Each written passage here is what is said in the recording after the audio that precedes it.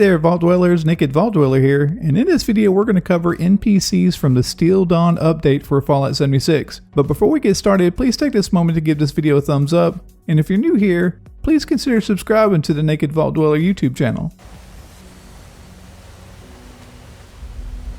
So, you really came? Huh. To be honest, I didn't expect the Brotherhood to show its face around here with anything less than a fully armored battalion.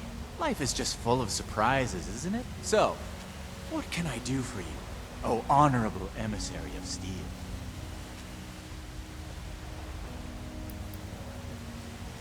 About that.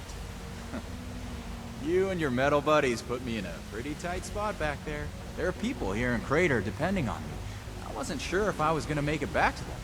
So I prioritized a little bit. Getting home to those people was more important than being completely sincere to a group of heavily armed tyrants.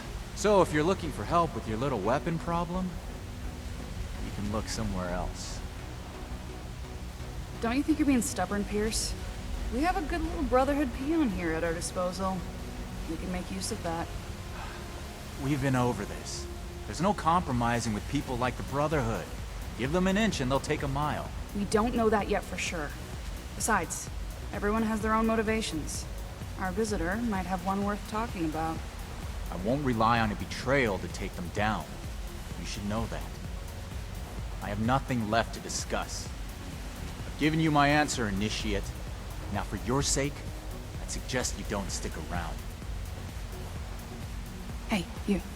Don't leave yet. I've got something to say. Do you have business, or are you just sightseeing?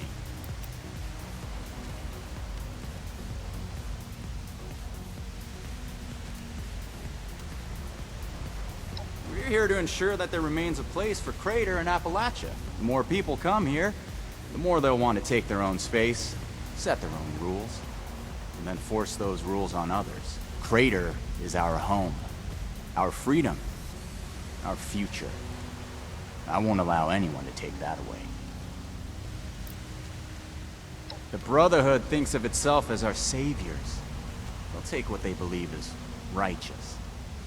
And when we refuse to give it, they'll strike us down. It starts small. Food and supplies, a home base.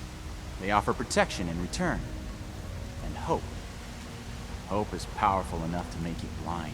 So when they start asking for more, when they start setting rules, occupying homes, taking lives, then it's too late. We can't let it get that far.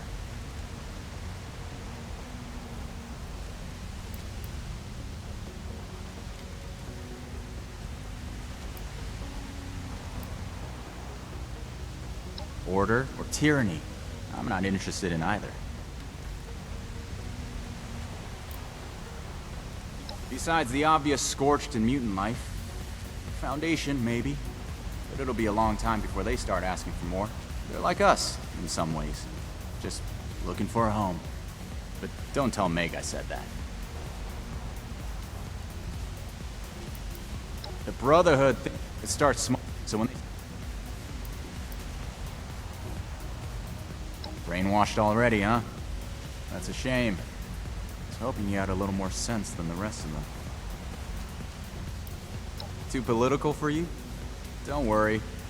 In the end, it just amounts to fight. Run? Look, I'm not some kind of CEO or general. This is a family. Everyone does their part. Mine is the talking. Letting people know what we're doing all this for. How important it is. I may have started this effort, but it's the war party who moves it forward. And if you're not a part of it, I'd caution you to stay out of its way.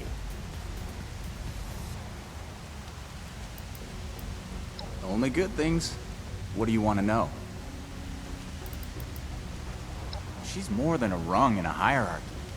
Sheena plans our operations. She's got a head for strategy. Said she used to play Blast Radius on repeat as a kid, until she could beat everyone she knew, including the adults. Imagine that. World's gone to shit and people still find solace in games. At that age, I was, well, still in school, studying for a future that never came to be. Burke's our muscle. The most hard-working person we've got. They don't talk much, Action is more their language. I wouldn't have it any other way. Because it suits them better. When I first met Burke, they were different. Secluded. Like they didn't want anyone to see them. Burke flinched when others talked about them. People expected things based on how they looked. They had these titles.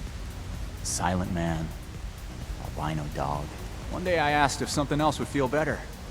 It took some trial and error, but we eventually settled on the neutral they.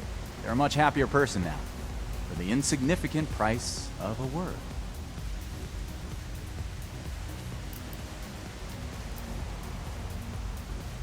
You know something? I don't either. Not fully, anyways. We all have a public perception in this world. Sometimes it doesn't match what we feel inside.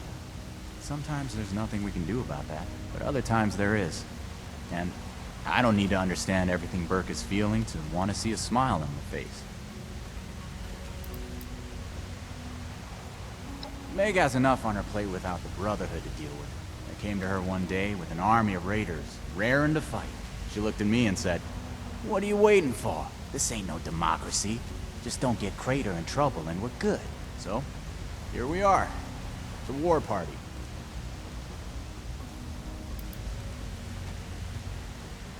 We have plenty of support. Not everyone wants to be directly involved, but those who do are ready to risk life and limb. There's also your fair share of mercenary Craterites just looking for caps. But considering the Brotherhood could probably pay better, I suspect those mercs have an ounce of loyalty they're not willing to admit to. Why not get to know them yourself? I'm sure you'll find there's more than meets the eye. There's no blood spilled in the war room. This is where we plan our battles, not enact them. The Brotherhood should know that we're not a bunch of mindless killers. So if they want to send someone here to talk, they can. Not that anything will come of it. I'll be here until the Brotherhood isn't.